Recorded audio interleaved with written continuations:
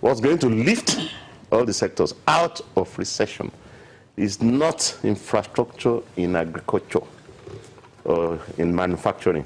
It's liquidity. You know, so if you have a patient that is anemic, you give him blood, not trying to treat or treat his leg. How do we you get need that liquidity in the economy? And the yardstick, if you like, is the reserves, which by the last quarter of 2016 dropped to $25 billion. 2017 has been good for reserves. Today is actually 40 billion. Aha. So it's risen throughout 2017 from, if you like, 25 billion late 2016 to 40 billion today. That's like an additional 15 billion.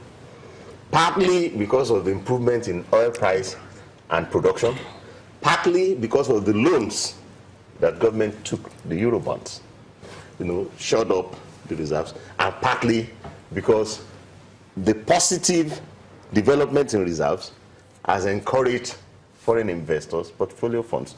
You can see what's happening in the stock market. So what we had always needed was that foreign exchange liquidity, injection of liquidity. If, as the oil price dropped to $28 in the first quarter of 2016, if government did things that brought in foreign investment, we would have averted the recession. We would have averted the devaluation. We would have averted the doubling of inflation. So look at reserves. Now it's at 40. If it gets to 50 billion, you get the growth becomes more sustainable.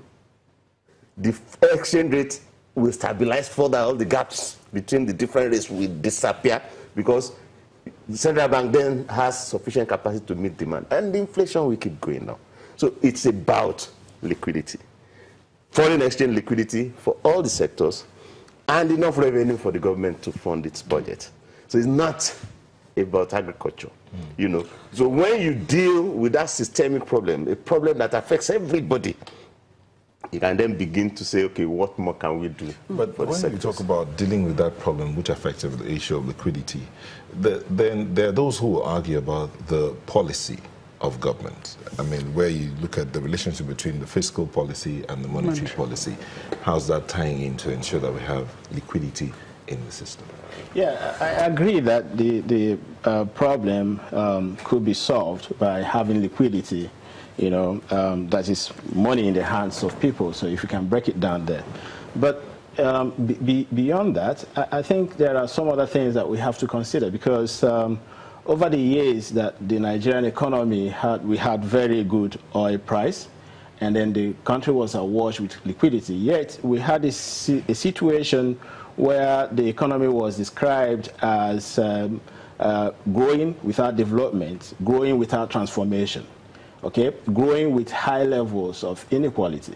And then over the years too, I remember at a point in time the government had to interject the World Bank's data on poverty.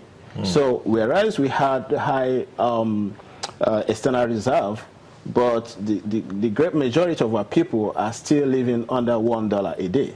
So you have a situation where growth, it seems to be highly concentrated in the hands of a few people. And that has been the feature of Nigerian development over the years. So it has to do with the fiscal policies. Okay, sectoral policies are very key. So it's not just a matter of money accumulating at the center. How this money is distributed is also very, very important. So distributive policies are very, very important and very key. And those are the delicate things in economic management. So it's not just, it's very easy to accumulate reserves because basically nothing has happened.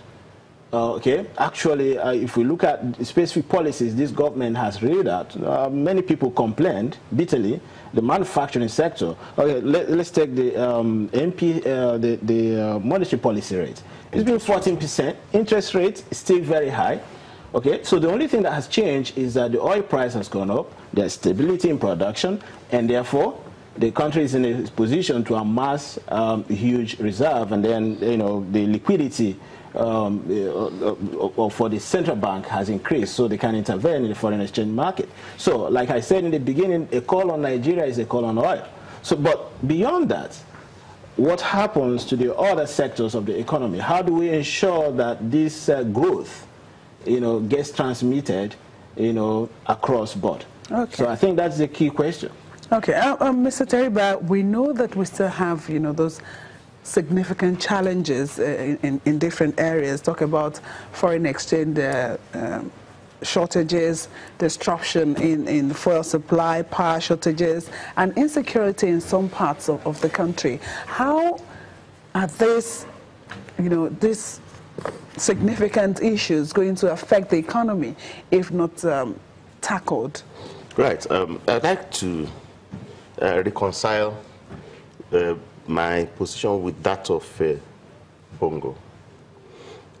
We are just out of a recession, and we have these projections about where the economy is likely to be, and you were asking questions about should we go and push agriculture a little more, push manufacturing a little, push this year. Now, yes, the inclusiveness of the growth is key. You did have Nigeria growing for about 1.5 decades, from 2000 to 2014, with a little pause in 2008. Not much of a pause. Even the global crisis didn't halt Nigeria's growth. And yet, that growth was concentrated in a few sectors, was concentrated in a few states, such that a large fraction of the population was excluded from that growth. As the economy got richer, the poor got poorer. So it has a key point there. But if we had to prioritize, the key problem that Nigeria has to solve, even now, with reserves at 40 billion, is get more reserves, get more liquidity. And I will explain. At low levels of reserves, we lost fiscal policy.